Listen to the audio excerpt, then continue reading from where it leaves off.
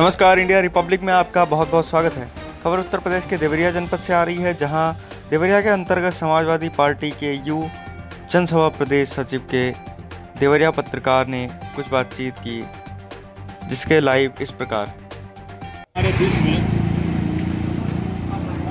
Samajwadi party के प्रदेश सचिव you जनसभा मौजूद हैं। बढ़ते हुए डीजल, बढ़ते हुए पेट्रोल के दामों पर गरीबों के पॉकेट पे पड़ रहे बोझ जो भाजपा सरकार लाद रही है, यहाँ तक नहीं किसान को भी एक ऐसा बिल दे करके और बीच में रखा जा रहा है। इस विषय में पूछे जाने पर क्या बतलाते हैं यूजन सभा के युवा सचिव, प्रदेश सचिव हम लोगों के बीच में भाई डॉक्टर विवेक पटेल जी हैं। मैं आपसे कुछ बातचीत, भैया क्या बताएंगे बढ़ते डीजल पेट्रोल के विषय में जो गरीबों के पॉकेट पे अधिभार पड़ रहा है, न कि सरकार पे? ऐसा क्यों हो रहा है? प्रदेश सरकार क्या कर रही है?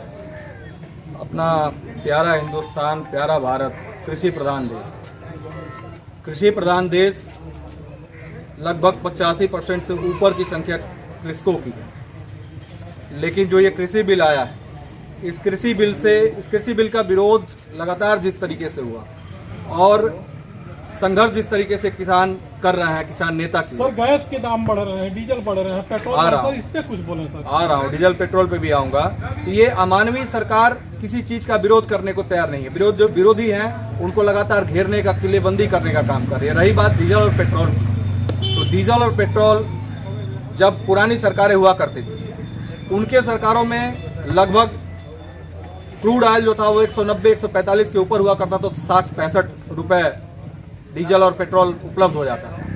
आज के समय में 39 से 40 और बीच में तो ऐसा हुआ था कि क्रूड ऑयल कोई पूछता नहीं था।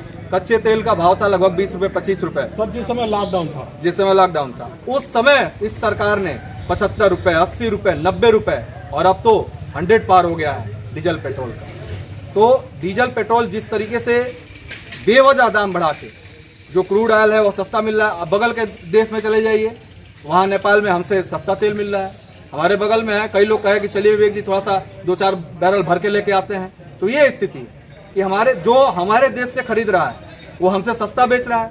और हमारे देश को पता नहीं है कौन सी राष्ट्रभक्ति है, कौन सी राष्ट्रशक्ति दिखाना चाहते हैं कि हमारे यहाँ जो चीज़ें बेची जा रही हैं और अगला देश हमसे सस्ता बेच रहा है। सर आज मैं इतिहास का एक पन्ना लेकर के मैं पढ़ रहा था सुबह। उसमें मैंने ये पढ़ा कि जिस समय देश आज़ाद हुआ उस समय हैजा भी था, महामारी भी थी, सब कुछ था, पर देश अभी हाल में ही आज़ाद हुआ था।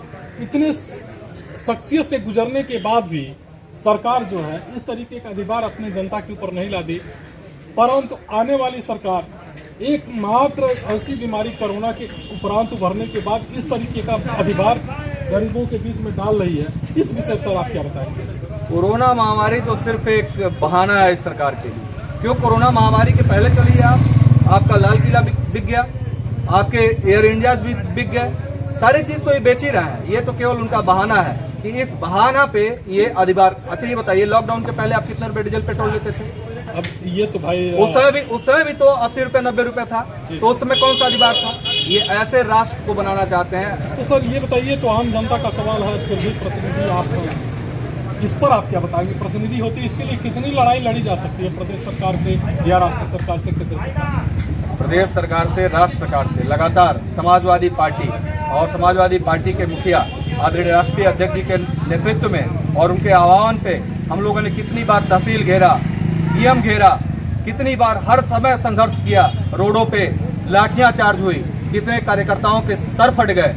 लेकिन ये अमानवीय सरकार जो किसानों को, जो किसान पैदा करके खाने को देता है, उसको किलाबंदी कर देती है। इतनी बड़ी बड़ी कीलें उसके लिए लगा दी जाती हैं और लिंटर्ड चारों तरफ से घेर दिया जाता है। इस अमानवीय सरकार से आप क्या उम्मीद कर सकते हैं कि ये किसी भी चीज़ पर सुनने को तैयार है? ये कहीं से सुनने को नहीं तैयार है। और आने वाले समय में जो भी कृषि से जुड़े हुए लोग हैं या जो आम जनता है, इस तरीके से परेशान है। जब पुराने समय में 400 हुआ करता था, 400 से 1 रुपये 2 रुपये या 20 रुपये बढ़ जाता था अगर गैस सिलेंडर का दाम, तो ये प्रधानमंत्री हुए या फिर इनके लोग हुए, राजनाथ सिंह हुए, ये लेके बैठ जाते थे सड़क पे कि वापस लो, डीजल के दाम वापस लो, पेट्रोल के दाम वापस लो, गैस के दाम वापस लो।